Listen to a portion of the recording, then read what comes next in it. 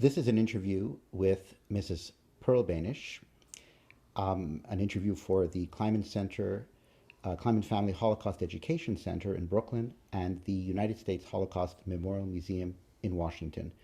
Mrs. Benisch, thank you very much. It's an honor to be interviewing you today. Perhaps we could start with your life, your childhood in Krakow, family life before the war. Speak to me about your grandparents, your parents, your siblings, life before the war.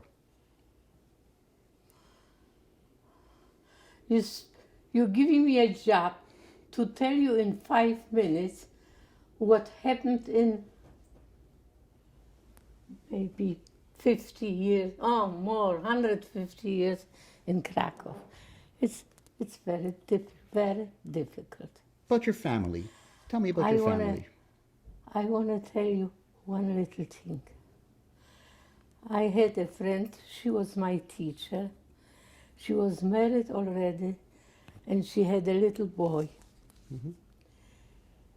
She wanted to save that boy, so she gave him away to a non-Jewish couple to keep that child. They kept the child for a while, and later that child said something which shouldn't have said. He was only 3 years old, a little boy. This little boy, I am walking him to the barber in Krakow. He has to cut his hair. Now he was by this gheto, by this woman before. And on the way he's talking to me. And he says, Tante Petschka, my aunt, to me he says my aunt. I was a friend of his mother. Now I know everything already. What do you know? I ask him. What's the everything you know? I know when I am with my mother, I am Kopusch Steinberg. And when I am with this lady, I am Kubusz Krawczyk. A 3-year-old answered me that. He knows already everything. He knows how to drink coffee, cold coffee, black coffee. He knows how to eat, and he knows how not to eat. At that time, the Goethe brought him to Tarnów, where we were in camp, because she couldn't keep him. She was afraid. He was so little, and yet he was talking too much. Or that child. So, I think it will tell you a lot. If a little child could say that, I know everything. I know how to drink black coffee. I know how to be hungry. And I know how to eat and appreciate it. That's the little boy. Now, what should I tell you? That's a good indication of what life was like in Krakow through the story of this little boy. I appreciate that. You knew Sarah Schenirer, the founder of the Bais Yaakov movement. Bais Yaakov movement. Yes. Do you want to? Can you tell me something about her? Well, when the teacher once told us, I think everybody will understand. He told us, you know what? Write about your yichus. You know what means yichus? Mm-hmm. Tell them what means yichus. You know? Yes. Yichus means what you possess, what you got from your parents. How you say it in English, yichus? The spirit, yeah, the spirit. Spirit? Yeah. Anyway, they asked us to write about your yichus, which was very smart. I don't think so. But I came very excited home, and I speak to my father, Tati, you know what? They tell us now to write about your yichus. Can you tell me about my yichus? My father tells me, my dear child, you don't have a yichus. You have to make your own. That's how he answered me. Mm-hmm. And how I knew I don't have a yichus. I have to make my own. I came here to America. My fathers had two brothers here. And they have a big, big list of people of yichus. I don't know, I had never seen it. They live in Manhattan. So many times I wanted to go and to see that. I had never seen it. But there are names, where from they come, they are yichus. But my father told me, you don't have to, you have to make your own. I'm trying to make my own. May I, when I read your book, Carry Me in Your Heart, I was very taken by the Chinuch Habonas that you were able to experience in the Bais Yaakov movement in Krakow. Can you tell me a little bit about that and the girls in the Bais Yaakov movement? Yeah, I want to tell you, I was a young girl at that time. When I asked my father about my yichus, and he told me I don't have the yichus. Here is in America is the yichus. I never saw it. But when he told me about the yichus, I asked him, and can I say that I am a talmidot of Sarah Schenirer? I asked my father. He said, this yichus you can keep. So I keep this yichus, that I am a talmidot of Sarah Schenirer. Mm-hmm. I heard her speaking to us. I heard her the last day of her life. She lived around the corner from me. And I went, it was on a Friday night. It was on a Friday night. So I came to see her. And I spoke to her. And she said to me, give me the lighters. I want to light the candles. And I said, Płaszów, it's too early. It's in the afternoon. You don't light the candles so early. Never mind, she told me. You bring me the candlesticks. I want to light the candles. And I had to bring her the candlesticks. She lit the candles. She said the bracha. She closed her eyes. She died. That was the last day I saw Frau Schenirer. And we came down. I came down from her. It was yet not Shabbos. I met my teachers and my friends going up to her. And I told them what happened. And we went up against, we didn't want anybody should watch her body, but her children. So we were watching, it was on a Friday afternoon. We watched Friday afternoon, Friday all night, Shabbos all day. We watched her body.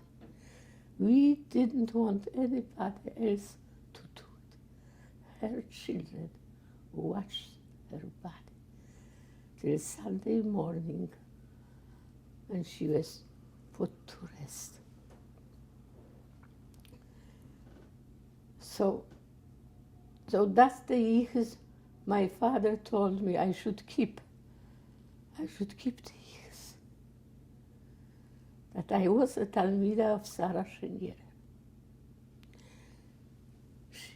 She was a young woman yet. When she passed away, she was 53 years old.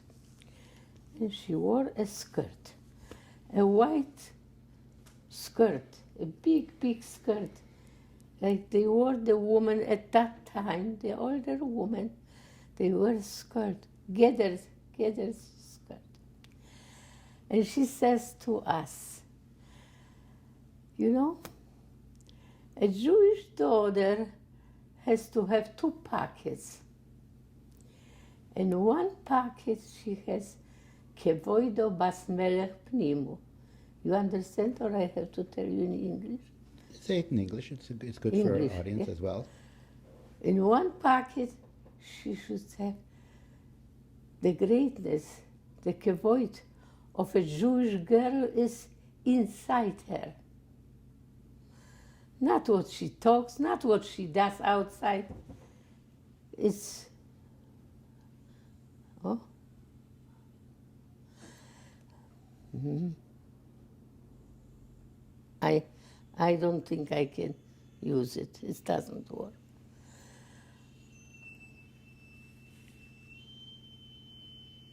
In one pocket, you should keep your inside, what you are, what you possess. This is in one pocket. Mm-hmm. But in the other pocket, you have Ais la'ases la'Hashem. You understand that? Mm-hmm. You keep yourself. You grow by yourself. You believe in your own koiches, you know. But there is a time, Ais la'ases la'Hashem. There is a time when you have to go out into the world. Go out and teach. Talk to the people. Make people understand. Make people love God. Make people understand what it is. You have the other one? You have both of them? Thank you. So that was her motto. Uh-huh. She used to say she has 2 pockets. Uh-huh. And I always remember the 2 pockets. In the most difficult times, we were 10 girls in Auschwitz, in Bergen-Belsen, 10 Bais Yaakov girls.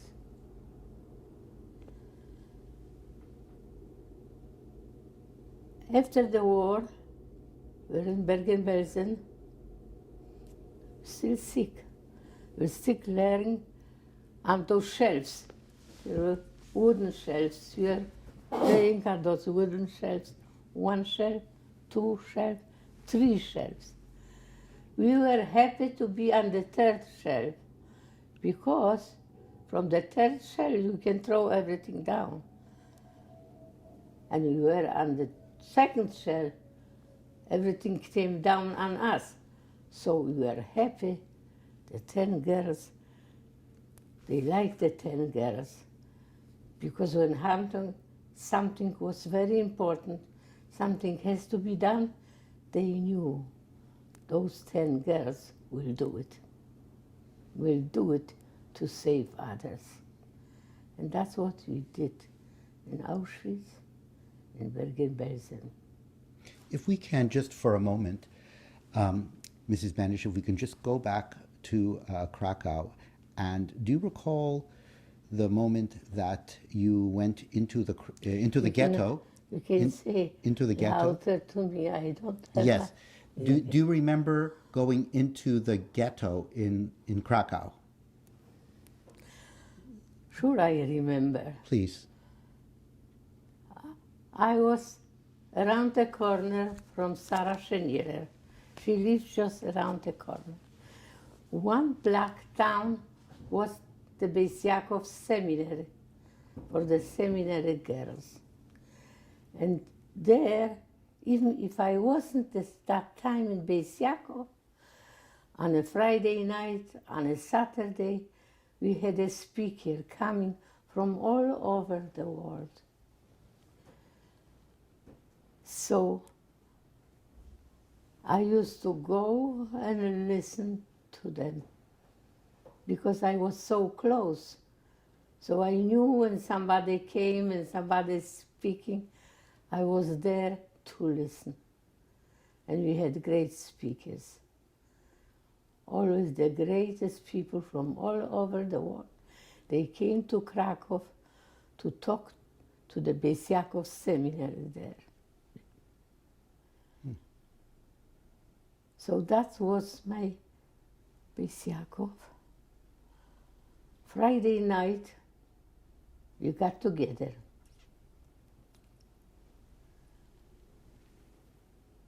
Every time,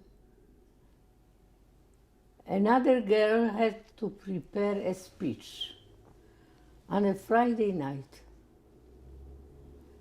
And it wasn't easy. We were still young girls, and we had to prepare a speech for 500 of our friends, of our Bais Yaakov, about 500 girls. So we spoke. And interesting that those young people spoke. They knew what they are speaking for, and they knew what to say. They were great, great girls. I was very proud of my girls because they were great. How did You see, how did that? how old were the girls? I would say 12, 13, 14, 15, 16. They were groups of girls. They were, you say, one group, 10, 12 girls, and one of the older girls was leading them. And there were so many of those groups. And that's how we used to come that Friday night to listen to our girls speaking. And they knew how to speak. They were great. Yeah. How did this change when the ghetto started? So were you able to No. gather as a Bais We Yaakov in did the not. ghetto? We were not allowed to get together, only 5 people. When there was more than 5, they would kill you all. Not supposed to be more than 5 people. 5 people were a group already, it's enough. So, but we had 5 and more people in private homes. But we got together every Friday night to listen to another girl, to another friend of us. Friday night and Saturday in the afternoon, we also used to get together as long as we were in camp, as long as we were in the ghetto in Krakow. So you said they allowed only up to 5, but you were more than 5. How many girls were you when you were getting together as a Bais Yaakov We were group? a lot of girls. A lot. Yeah. Probably 100 girls or more.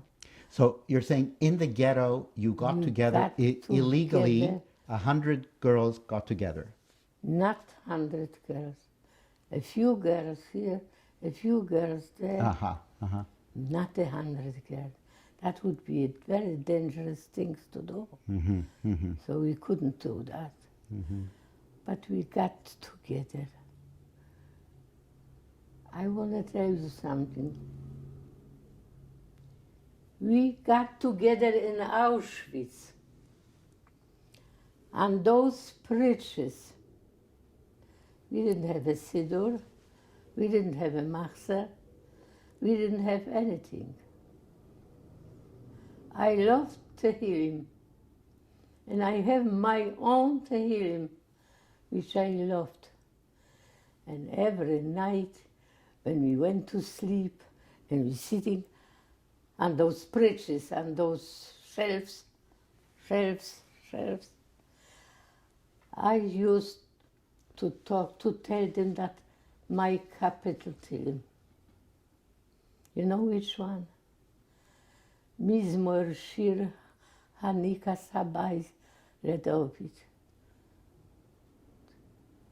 You know that capital? Mm-hmm. How beautiful it is. Elohim hu Hashem ki dilisuni, velo simachtu oy vayli. I thank you, God. You lift me up. You didn't make my enemies see me going down the pit. Can you imagine?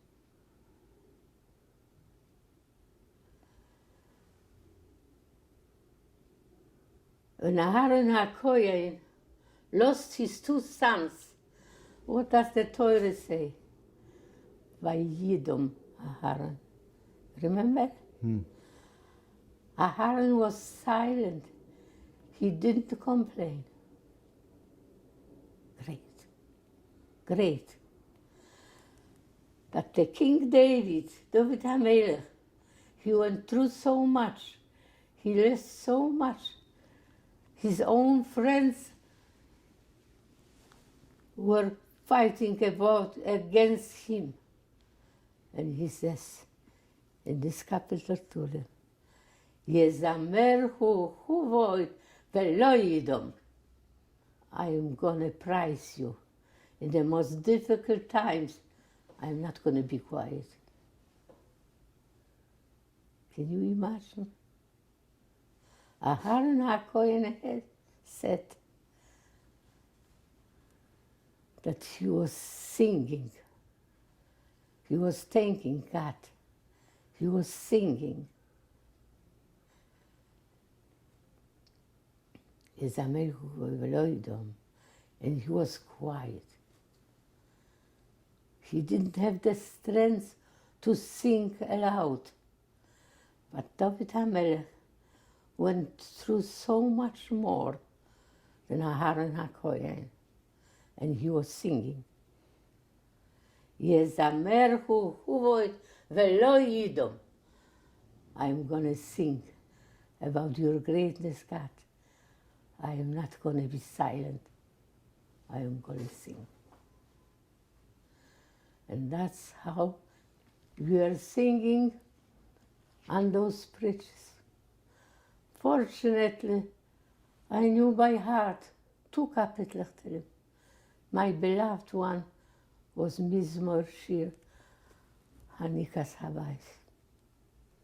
Yezamer hu void velo yidom. The King David wasn't silent. In most difficult times, he was singing to Hashem. He was gracing his name. He was happy to be a Jew. He was happy to talk to others like that. On those shelves, every evening, before we went to sleep, I was telling them this capital Tehillim, Mizmor Shir Hanikas Habayis.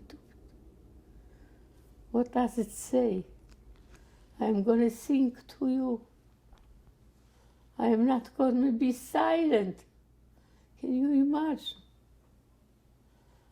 Aharon Cohen lost two children, and he was silent.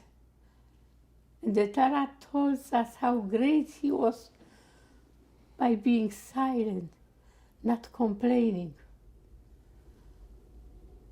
But the King David HaMelech said, not only that, Yezamer hu void, I will sing of your greatness, God. I am not going to be silent. Yezamer hu void velo yidom. Hashem Elokai, le'olam oidehu. Le'olam. What means le'olam? Always. Le'olam means up there. Le'olam means here. Le'olam means here. Every human being is called by Hashem a word, a whole word. Yezamer hu chuvod v'lo yidom. I will sing praises to you, Hashem. I will not be silent. I will sing. Yezamer hu v'lo Hashem Elokai le'olam oidehu. Always I will praise you. Always. You know what? You know when it was said? And those wooden bridges, laying at night, it was talking to the boy and tell him, I'm not going to be silent. I am going to sing about your greatness, Hashem. Le'olam oidehu. Always I will praise you. Can you imagine? When I look back, I see myself that Saturday we were making the roads. We didn't want to work Saturday on the roads. We did the more difficult job. We were pushing the wagon with the roads and singing. Hoy Hashem kitoi, ki le'olam has, pushing that wagon with those heavy rocks and singing. And I remember the men's camp was away from our camp. And wherever they had to go to work or what, they had to pass the women's camp. They heard the girls singing. I never forget that young boy with that little piece of bread. I don't know where he got white bread. He threw it on our wagon. Lekubel Shabbos Kodesh.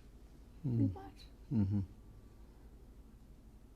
Can you imagine how he risked his life to take that little piece of white bread and throw it for the girls who were singing Shabbos, pushing that wagon and singing? Mrs. Benisch, tremendous account of, it's a tremendous account of faith, a tremendous account. And it must have been so helpful during that period. I think about it today. I see those girls pushing the wagon. I wasn't pushing. And she asked me, what happened? It's so heavy, why aren't you pushing?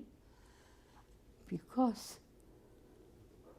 I carried under my whatever I wore, a pot of soup, which I organized, so I couldn't push.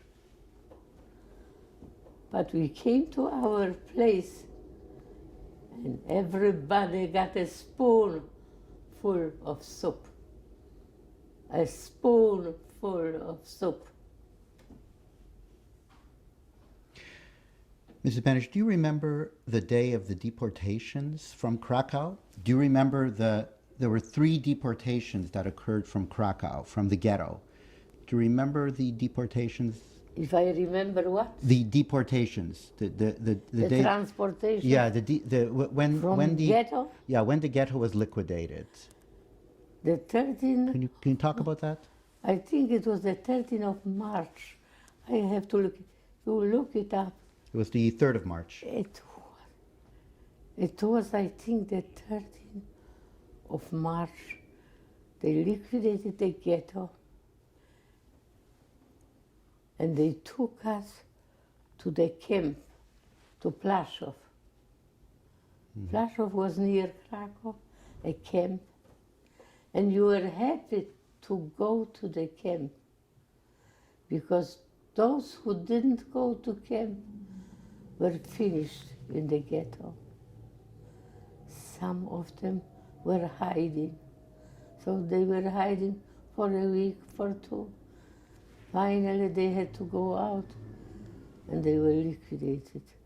Mostly women with children who couldn't go to camp with the child. So that's what it was from on a Saturday. Now, I didn't have a paper that I worked for the Germans at the time, because we had a factory in Krakow. And we thought, there will be after the war, and we're going to have our factory. So we were trying to keep the factory alive. People were working there, they didn't know what to do, so we were helping them to do the right thing. And we were working in our own factory. Unfortunately, it didn't last too long. They took it away.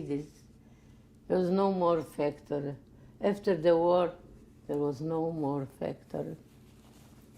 We have the building we still have after the war, but we don't have it anymore. 4-story. In Krakow, a 4-story corner building and a whole street going down the whole street. That was our factory. Was it in the Krakow ghetto that the family was separated? Your family was separated there? Was in Krakow? No. Yeah, in the ghetto. In the ghetto? No.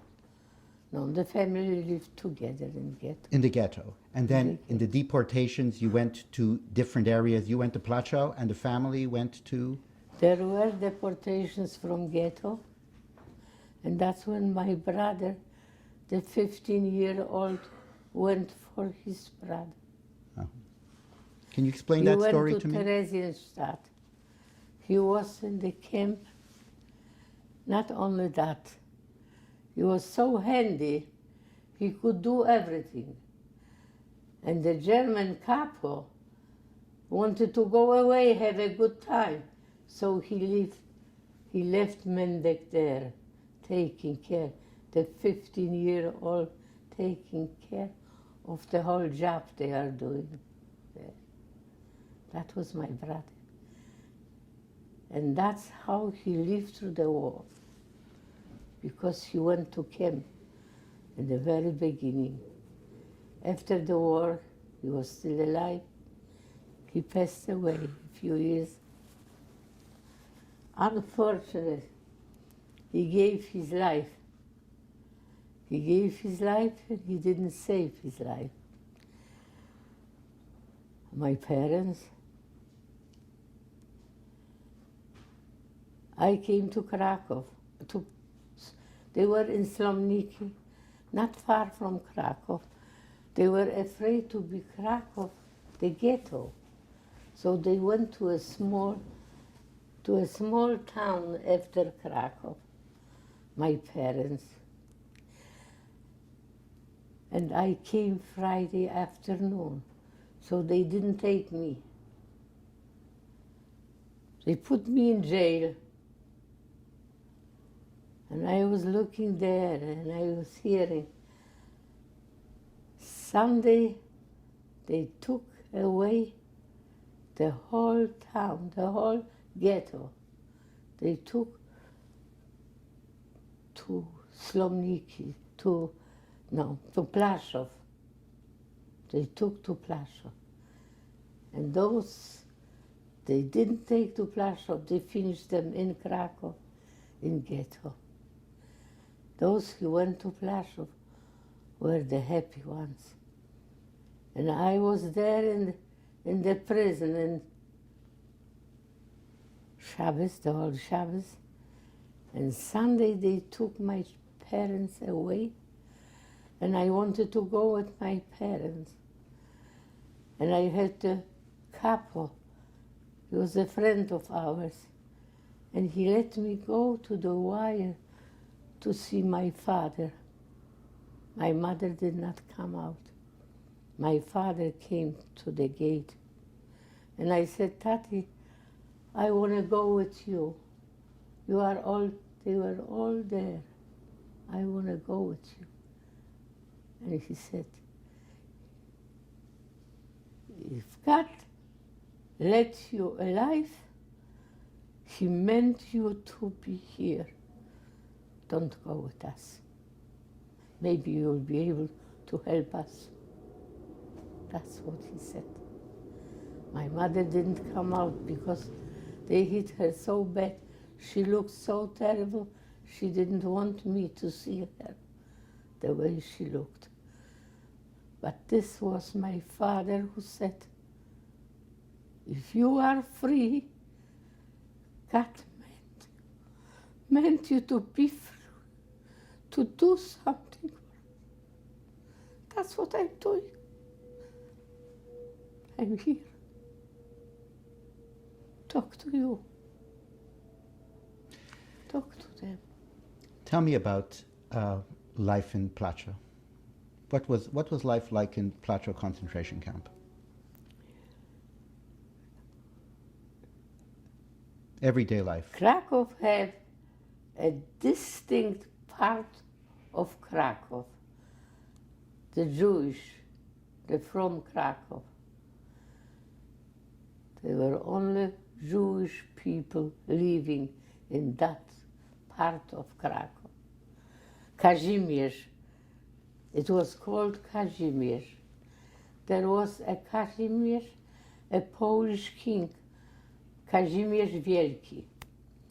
And he allowed the Jews to come to Poland. He was very good for the Jews. And that's how the Jews came to Poland, to Krakow, and he gave them a very large place of Krakow. They built burgers, they built beautiful homes, they built factories, and they had a lot of businesses. They did it very well in Krakow. The Jewish people were doing very well in Krakow. Since Kazimierz Wielki left him go there. And they were in Krakow till the ghetto. Now, they want to rebuild Krakow. It's so silly to rebuild it for them. They want the Jews to come to rebuild Krakow, as they did so many hundreds years ago. But the Jews are not coming. There are some going to Krakow. I would never go back. It's too many memories. May I ask you, how long were you in the Plaszow concentration camp? How long I was? Yeah, in the Plaszow concentration camp. How long were you there? It was 1939, 1940, when they started to take away the ghetto. That was on a Saturday. That was when I was in that prison. What was your question? How long were you in Plaszow?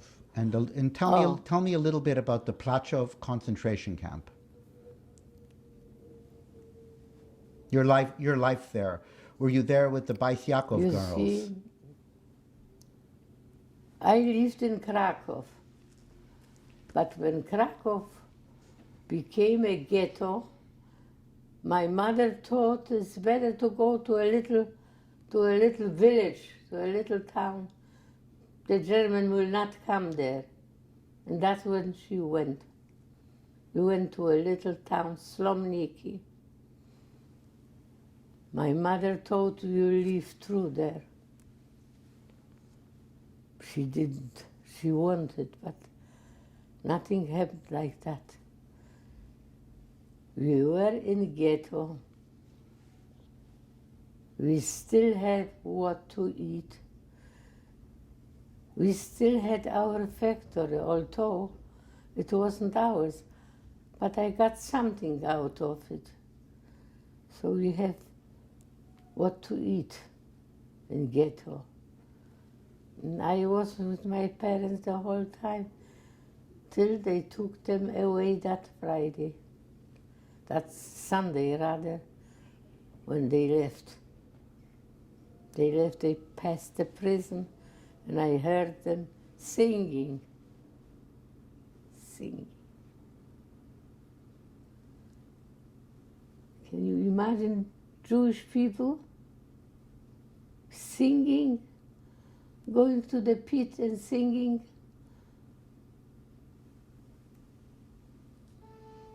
When I think about it now, and I was there, I had seen this. I had seen those young people, they were Gere Hasidim, pushing the wagon. That Shabbos, pushing the wagon and getting that piece of white bread. I don't know where they got it, and throw it on our wagon. Piece of bread. We were maybe 30, 40 people on that wagon. This piece of bread. Yeah. So, there were rich people in Krakow, a lot of rich people. People have money, people have businesses, people have houses.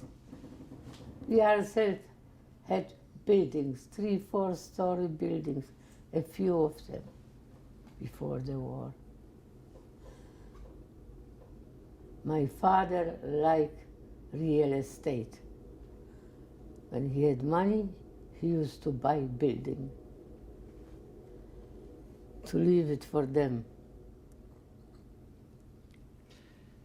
Okay, anything else you wanted to know? May I just, after Plaszow, you went to, No, you were on a transport to Auschwitz, to Birkenau. After Krakow, Plaszow. Plaszow. yeah, I went to that camp.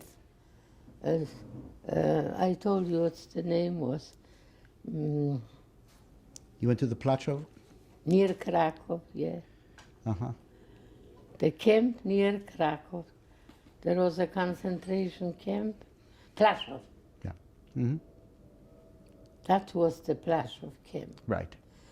From Krakow, you went to Plaszow. And in Plaszow, we used to go to work. We used to work. And this saved us a little bit. We were sewing uniforms for the soldiers. I remember I did a very good job. And she was so satisfied with the work that he kept up the top of the uniform to show everybody how beautiful it was made. And I thought since then he will treat me better, but he didn't. They hate us. And now they want the Jews to come back to Krakow. And there are Jews who are doing it because they make money there, unfortunately. There still are Jews who want more money than life. So I answered your question. Yeah? Well, we were going to, after Plaszow, after the concentration camp, you went to Birkenau, correct? No, yeah, we were in Plaszow. Yes, and after? From Plaszow, we went to Auschwitz. Uh-huh. Could you tell me about that, that transport from Plaszow to Auschwitz. It was in a winter. It was cold outside. And we were packed into wagons. Big wagon, 110 people in a wagon. One mother saved a child, a 3-year-old little boy, and she brought him into that wagon with her. She was hiding that child. And I want to tell you about your people. You should be proud of your people. They saw that child. At Yemach Shemoy, Get saw the child coming into that box. He came in. He was tall and handsome. He stood up on the chair, on the how you call it, on the step. He didn't want to bend down to go into the boxcar. He was too proud to bend down. He was standing there. I have seen a child come into that boxcar. Give me that child. There were maybe 100 people, 110 people there. 110 Jews, which had been alive after so many were killed already. In Plaszow, in ghetto. I have seen that child coming in. Give me that child. Nobody answered. More than 100 people. More than 100 people who were being alive. The others were all killed already. Here they are alive. They might think yet they will have life. Maybe they will live to be free. Maybe. Nobody said a word. I am going to burn that car, he said, and all of you together, give me that child. Nobody gave that child. Again and again. He squeezed us, and one part of that, you can imagine how squeezed you are. And you go one after one after one to find the child. And the child was still hiding among the people, still hoping for a miracle. Can you imagine? And you went through all, till the last one. You had the mother and the delinquent child to kill them. You closed the doors, you had them out, and made 2 shots, one for the mother and one for the child. Huh? You are listening? You understand? Understand what I say? You understand you're going to teach children. You tell them how great your people are. You tell them. You teach them. There is no human being in the whole world who will not try to save their life, to give away someone else's life. Not to give it, not to kill it. Just don't care. Just watch for yourself. Watch out for yourself. It's not so bad. We're supposed to watch for ourselves, but not to kill even a German child. Not in the history after the whole world. There were so many survivors, survived the war. You didn't hear, you read the history, you did not hear a Jew should kill a German child. You didn't hear it. Isn't that something you should be proud of? We are not proud enough of being Jewish because we don't know who a Jew is. We don't know how we love people. We don't know how to care of others. We did not kill even one Jewish child, where they killed 1.5 million Jewish children. Can you think about it a moment? They killed 1.5 million Jewish children. But the Jews survived, didn't kill even one German child. You should know that. When you teach people, you just tell them how great your people are.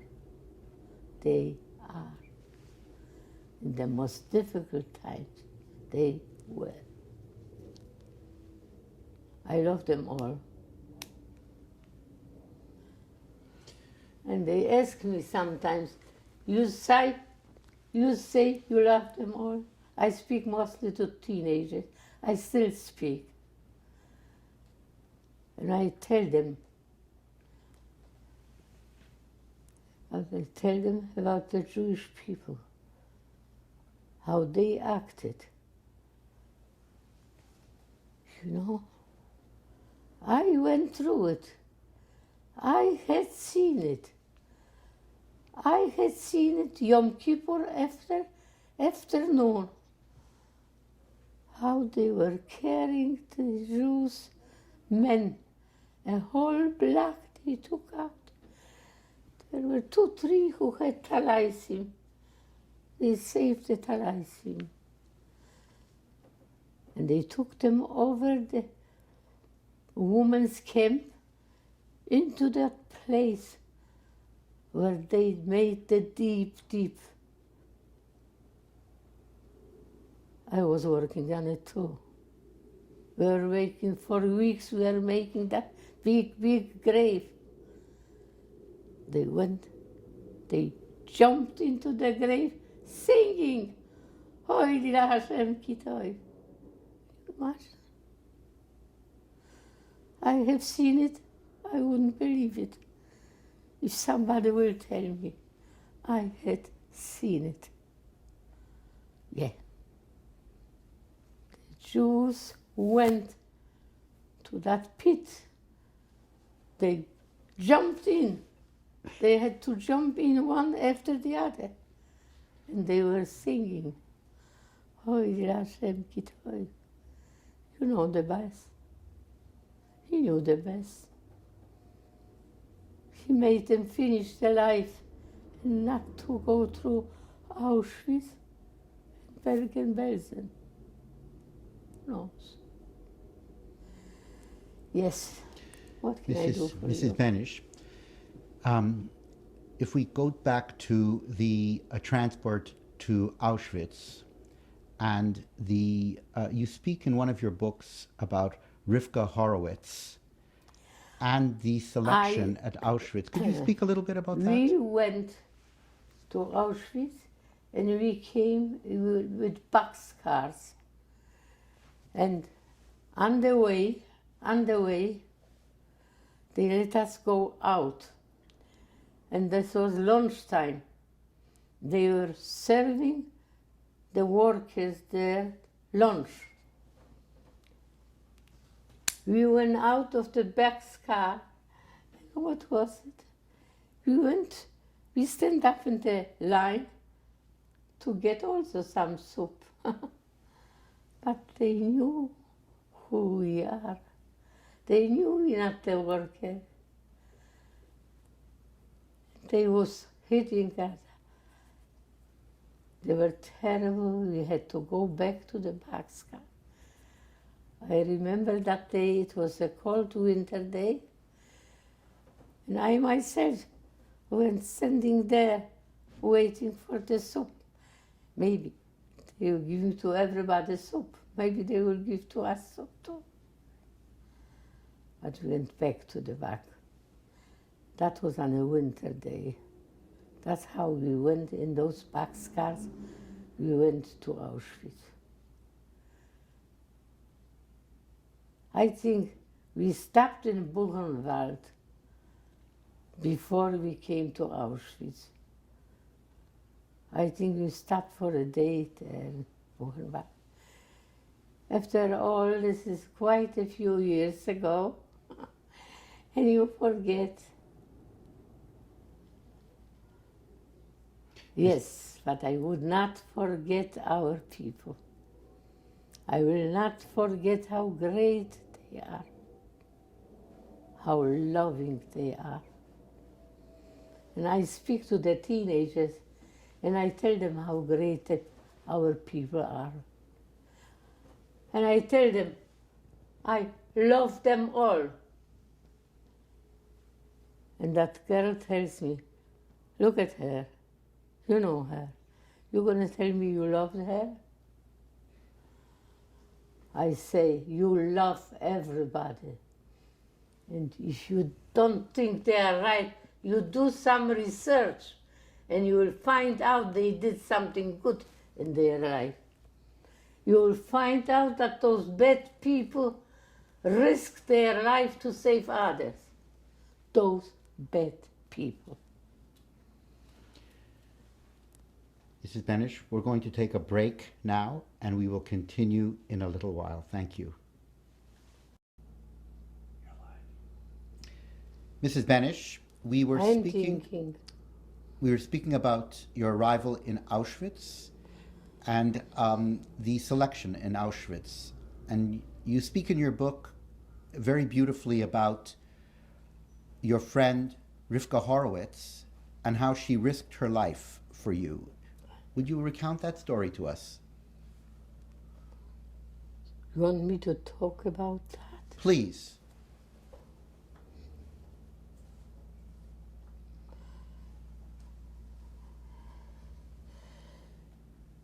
We went from Plaszow to Auschwitz. We knew about Auschwitz. It was once called Oświęcim, Polish, Oświęcim. Now it's called Auschwitz. We came there and we were put in a big, big room. And the room, they have lines of people, lines of people, lines of people. And every line was attended by one girl, one Jewish girl. Now I come in. They took everything away. Everything means everything. And I came to that woman, that girl, and she's supposed to dress me up. I'm there. She's supposed to cut my hair. She's supposed to dress me up. And she cuts my hair, and she looks at me. She wanted me to look decent. I was wondering, who's that girl? And she was screaming. And she was screaming so loud. But she cut me nice, the hair. She didn't take it off, you know, she didn't scrape it off. And so she's gonna dress me. She has to put me a dress. Okay, So there were dresses laying there, so I took a dress. And she said, no, that's not good for you. And she screamed at me so much. And she got me a nice dress. Ooh, now she wants to get me. Now she's gonna get me that I got such a nice dress. And so it went with the shoes. I wanted the wooden shoes because I was afraid to take regular shoes. And she kept on screaming at me. I had to put on shoes, leather shoes. I got dressed. I didn't believe what I saw. How in Auschwitz that girl treated me, and how she screamed to make the Nazis think that she's screaming so at me. No? I came back to the barracks. It just happened I didn't go with the 10 girls. We usually went with the 10 girls. I didn't that time.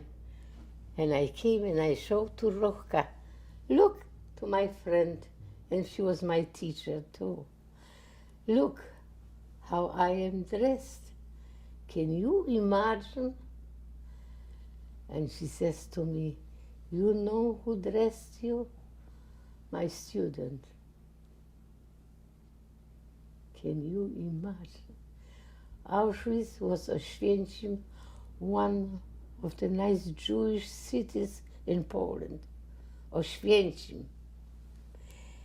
And this girl who was from the Bais Yaakov, most of them, they took the girls from Bais Yaakov to camp, to Auschwitz.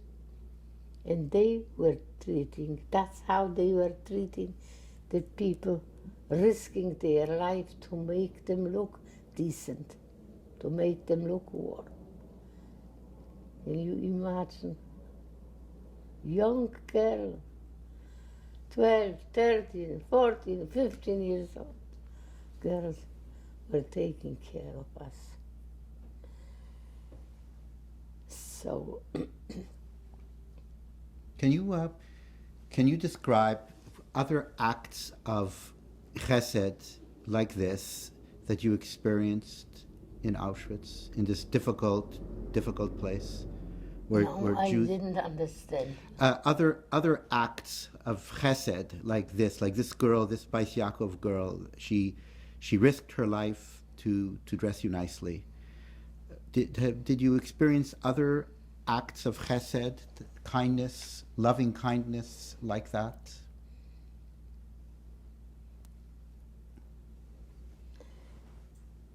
I want to tell you about a boy who was with me in Krakow ghetto and in Auschwitz.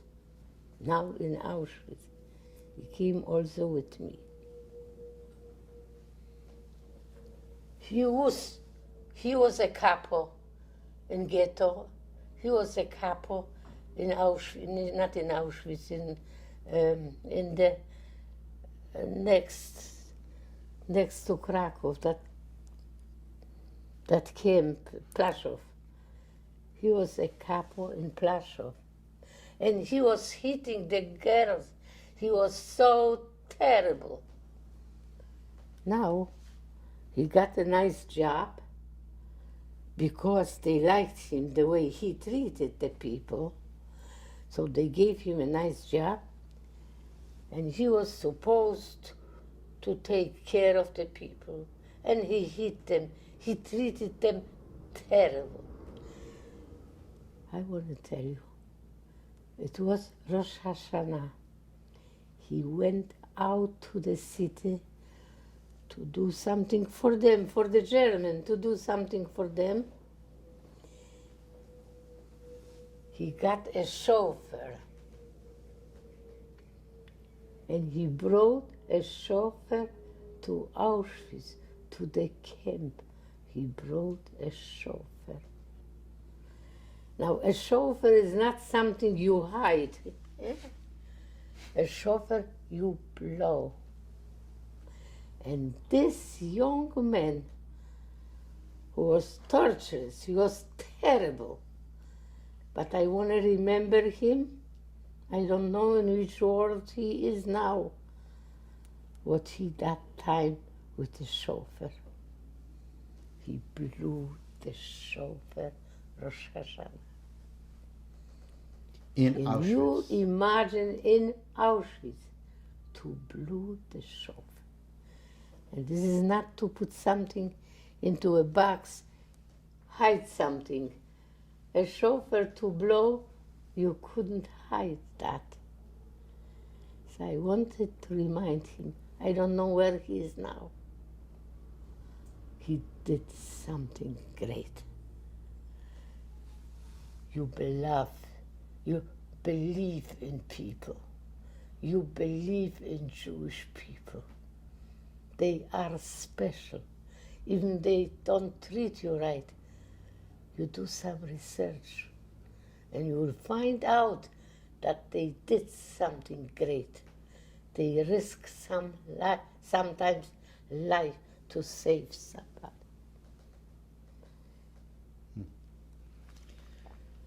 There is a passage in your book, Mrs. Benisch, that I wonder if you could comment on.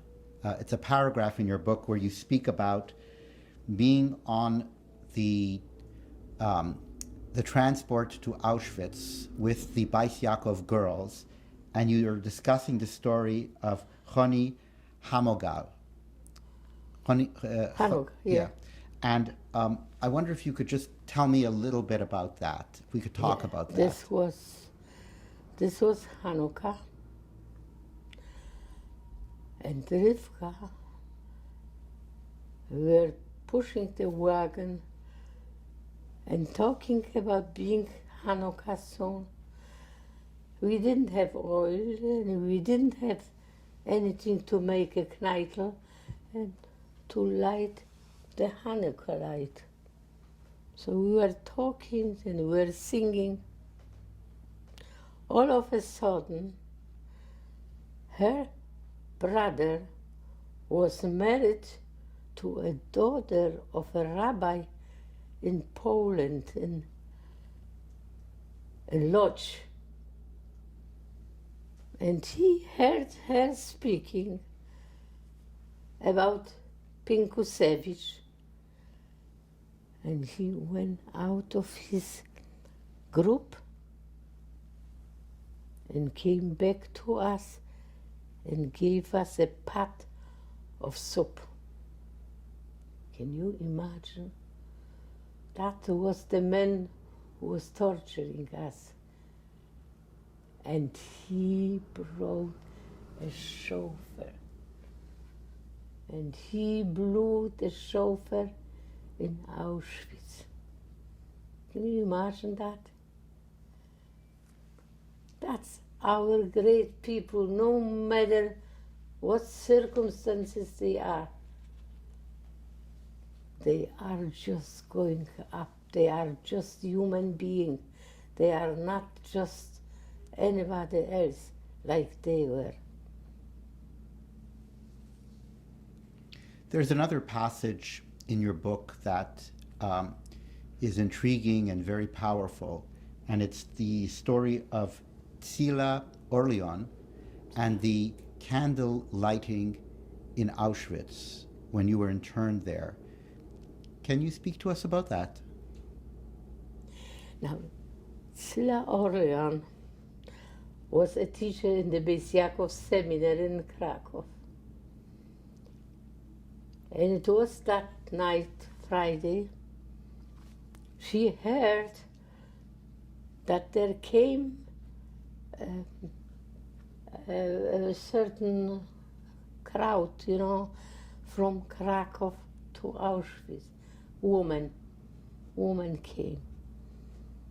So she risked her life to come to the place where they brought us, and she started to call out names, Jewish names of girls.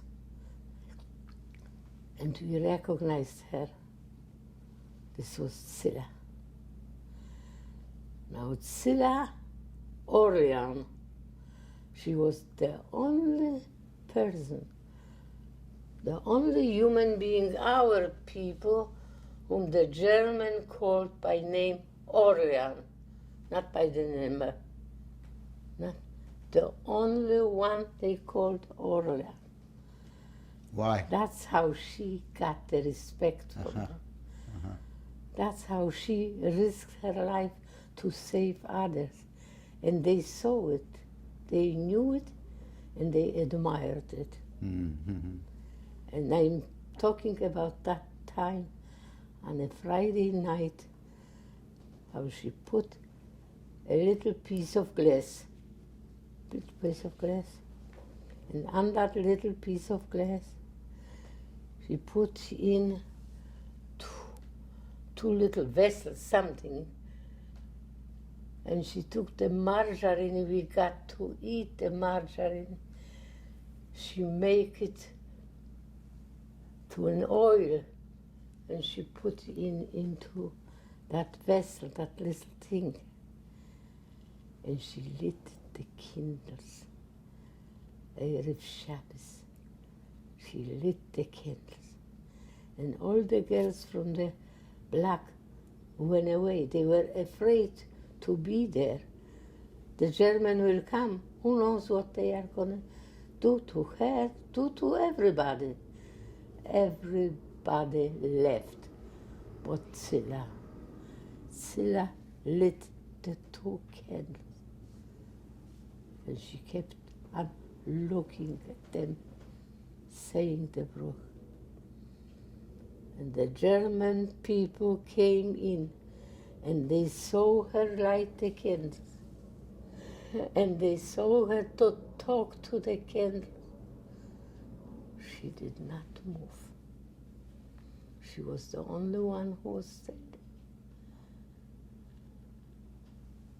And I heard them say, wieder machen, go ahead. When they said wieder machen means go ahead, go on leaving. And they left. That was Zilla. Zilla was a nurse in the hospital, so-called hospital. But she was trying to save people there. And she saved a lot of people. There was a woman to Auschwitz. She gave birth to a baby. And the whole block was telling her to kill that child. The child started crying. You know, the German will know there is a child here. You're risking sense of girls were in a block where 500, 700 girls in one block. You're risking all their life to save a little baby? She says the German killed 1.5 million our children. I should kill one Jewish child. And she did not kill that child. That child lived 1 day or 2 days, couldn't live anymore. But she didn't kill that child. They killed 1.5 million Jewish children. She didn't kill that child. Can you imagine? That was Zilla. She was hiding people under the beds, under wherever she could, sick people who couldn't get to the Appellplatz. She was hiding under the beds. He was hiding on the bed. He was risking her life. And she lived through the war. And she lived in Jerusalem.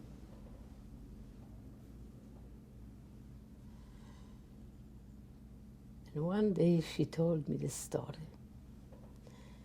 She went to Rav Abramsky, I think, at that time, the great, great rabbi in Jerusalem. She went to ask a shaila. What was the shaila? If she did right to save that child.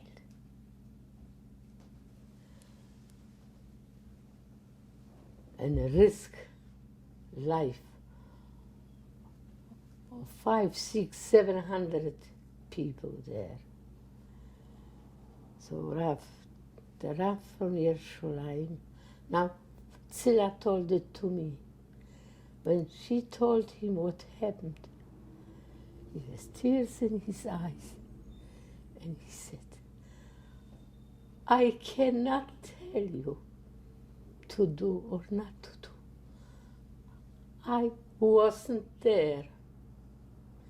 If you were there and you did what your heart told you to do, you were right. That's what he answered me. That was Tzila told me when I was with her in Yerushalayim. She lived through the war. Unfortunately, she didn't have a child. She was married, but she didn't have a child. But she saved so many Jewish children. So nice that you talk about her. She was very special. They had such a respect when she came in. They had such a respect of her, to listen to her, right? Because she, with all her personality, make them admire her. She used to do for everybody, for Jews, from non-Jews. Everybody she could help, she did help. So it's nice you have it made. You read it and you put down some notes. Yes, it impressed me. She was a remarkable woman, She clearly. was a remarkable woman. Tell me about your, when you left Auschwitz on the transport, you went to Bergen-Belsen. Could you tell me about the transport to Bergen-Belsen and the arrival in Bergen-Belsen? What was that like?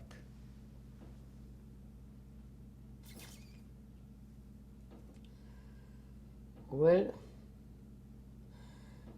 we went from Auschwitz to Bergen-Belsen.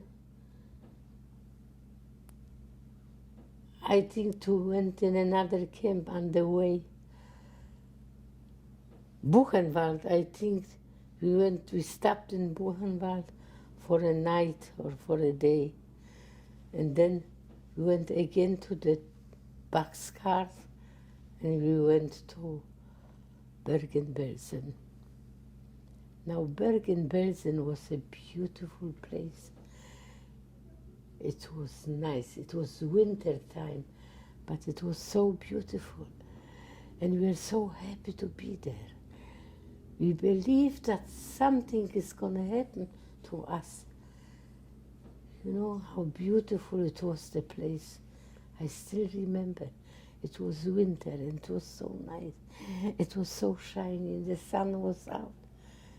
It was beautiful. And there,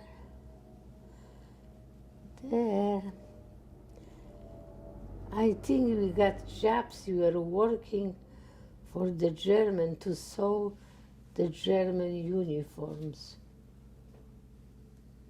So I remember I used to sew the tops. Other girls sew the bottoms.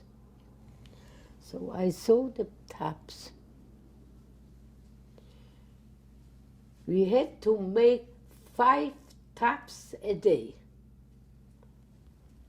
5 tops. They were cut for us. We have to sew it, to put in the lining, to make the top. And that's what we were doing in Bergen-Belsen. We were making those tops. Now they told us, you must make 5 tops. a day. 8 hours. We were working 8 hours, happy to work, because when we were working, we weren't sent away for transport, right? So we were happy to do that. We were working. 5 plows a day.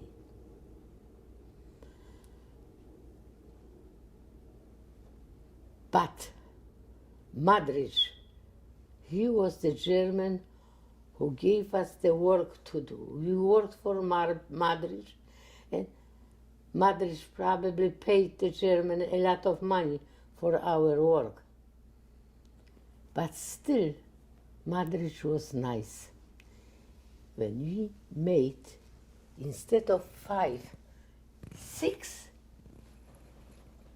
taps, we got a heavy bread. A heavy bread. We had to work hard. Work hard. We made 6 taps. I didn't say about it. I said about it. No, you're telling about it now. You're telling about it now. We made 6 for the heavy bread. But there was Shabbos. We didn't want to sew on Shabbos. What did we do?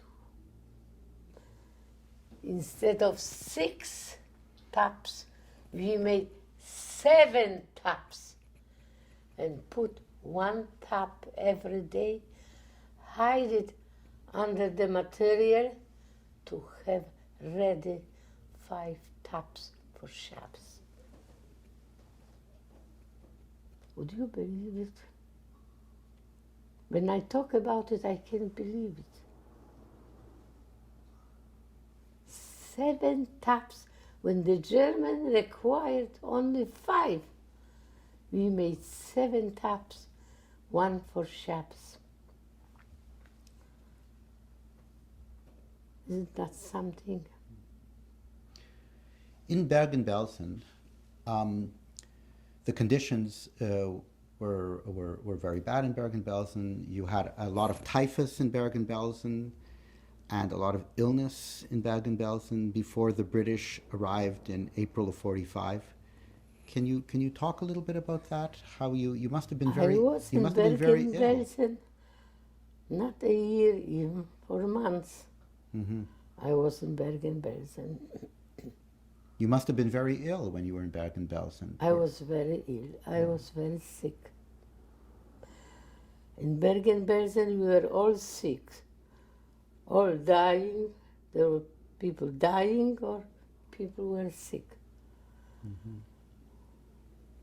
To be dead or to wait to be dead. That's how the situation. We didn't have to work. I just was talking to the girls, reciting my capital Tehillim. And after the war, I remember in Bergen-Belsen, one of the girls, she was a very popular girl, Rivka Pashkus. She used to make the wigs. Very popular girl. She was liberated together with us after the war. She used to take us. And we got a room with 2 beds. I told you about it already. Yes. But now I'm telling you in Bergen-Belsen. Mm-hmm. That's what it is. 2 beds. So first the girls were sitting on one bed, then on the other bed, and there was no more beds. They were sitting on the floor, listening.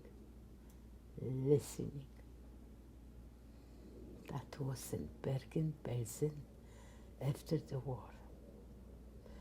And I remember that Rivka Pashkus, she was a very well-known Scheitelmacher, after the war. I remember after the war, she came to me and she said, you know, you feel better now. Maybe you will tell us that capital, tell him in Bergen-Belsen, in a free room. In that free room, with the 2 beds, with maybe 20, 40 girls sitting on the floor listening, I was telling them this capital till. It was my capital till. But after the war, she was a very popular Schattmacher. Rivka Paszkus, that name was very famous. So she was there. Do you remember what was the feeling at the time of liberation at Bergen-Belsen? I was sick. I was on the 3rd floor because the safest was the upper floor. We can throw down things. The upper barrack. Nobody threw out things. The upper barrack. So this was after, you want to know after Well, you were right after. You were hospitalized as well. Yeah. At that time you were that I ill. was hospitalized. I look at the window on the upper floor, look at the window, and I saw the German uniforms pushing the wagon which we were pushing before. The wagon with the stone, with the rocks. That was my first feeling of revenge. Revenge. Mysztanski gesagt, how we could revenge on them, to see them doing our work. So that was in Auschwitz, in Bergen-Belsen. In Bergen-Belsen, we got already from the organizations, they came, the communists, the Zionists. The last one were the Frum people. Tell me about that. Tell me about the organization of the Frum people in Bergen-Belsen.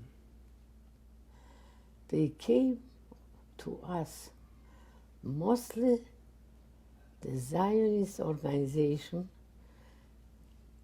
and also the communists came.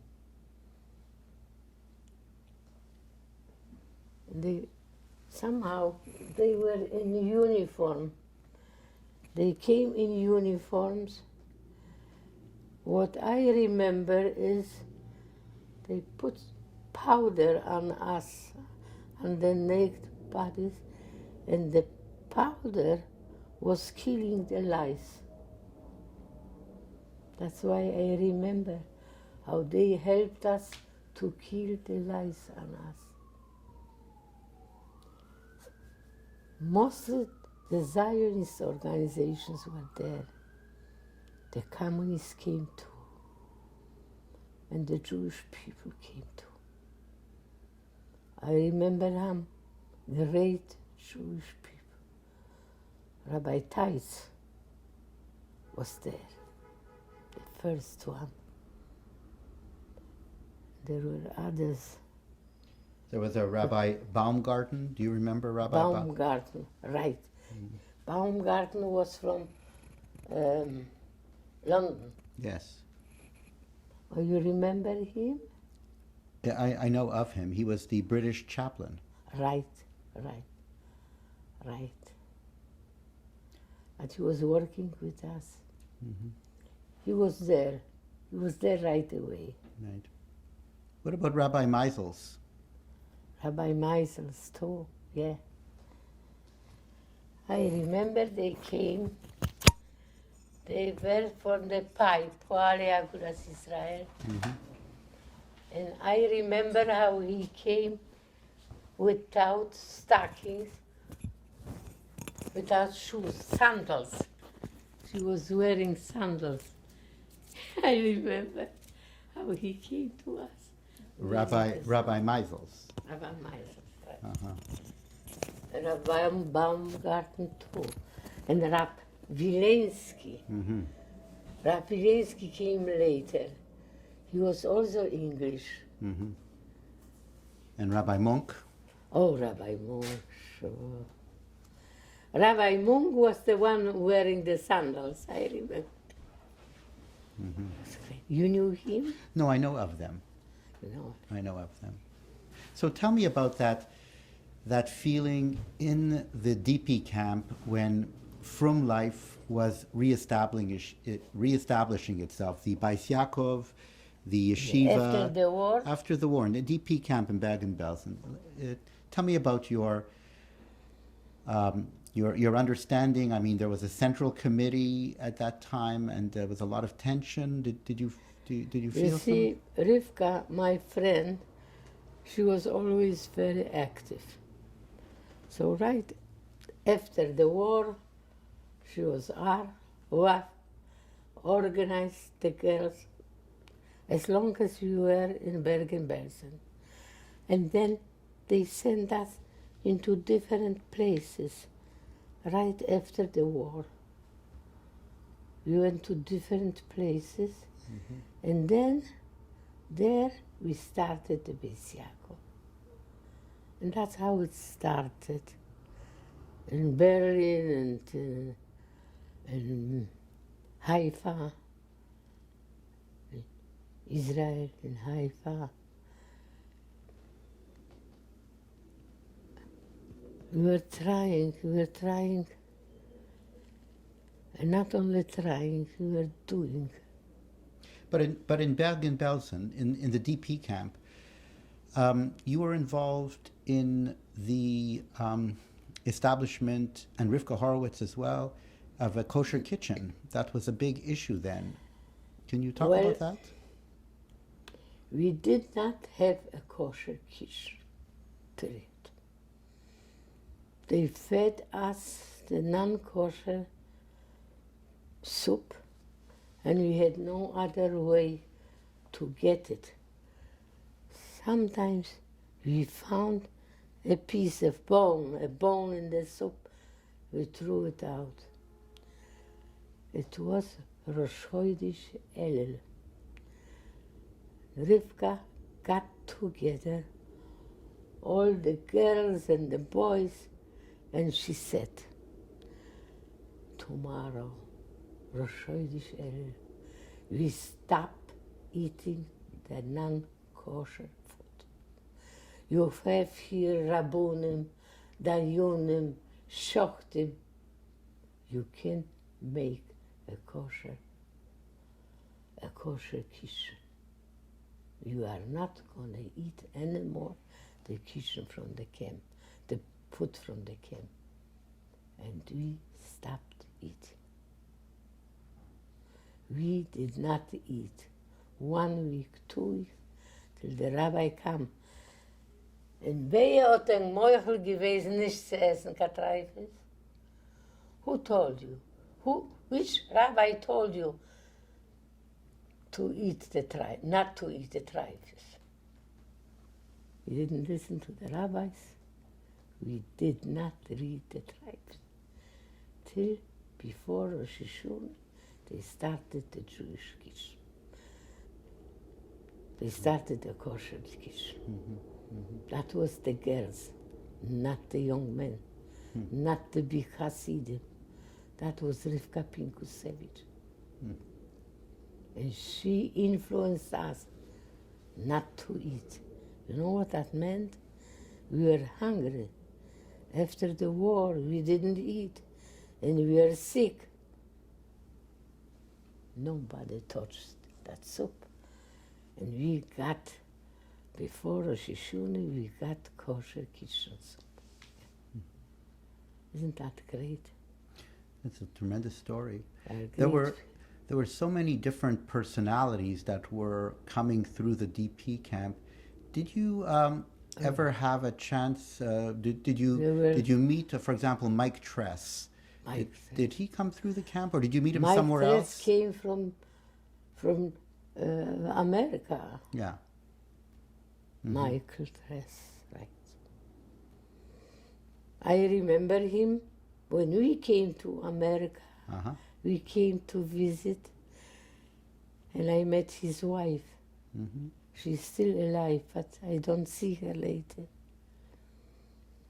He has his children here, Mike Tress.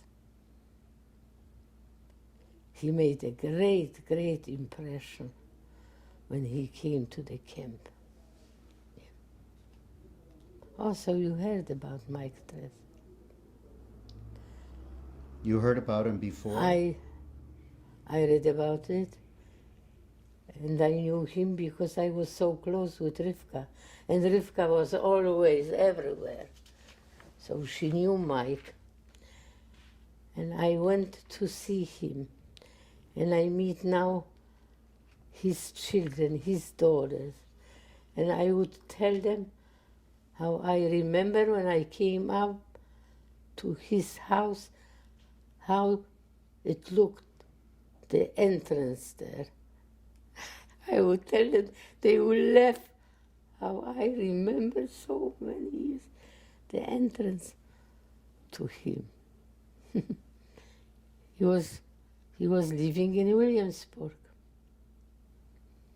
That time, before he was in Germany. So.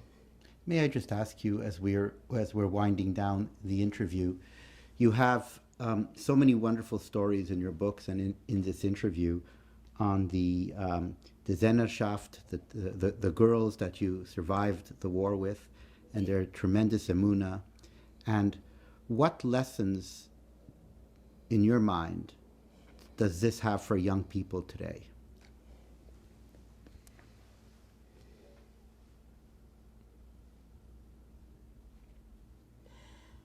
I will only say I was very proud of the Jews and the way they behaved. I loved them all. And all I want to tell the young people is to love. God gave us 2 eyes to look, to see the world, to admire God's world. But He also gave us 2 ears to listen. And you'll be surprised what I tell you, or you'd know it. Not too many people know how to listen. There are so many young people in this world who can't find the place of themselves in this world, who have to be helped by listening to them, wanted to listen to them. I told you already, we have a class for 30 people, sometimes even more than 30 people. You always call on those people. And there are 20 of others who wants to be listened on. Nobody listens to them. Nobody asks them in the morning, how are you? Nobody asks them to answer a question, because the others will put on their too. They do it today too? Well, they put up their hand. The first one? Yeah. Is to put 2.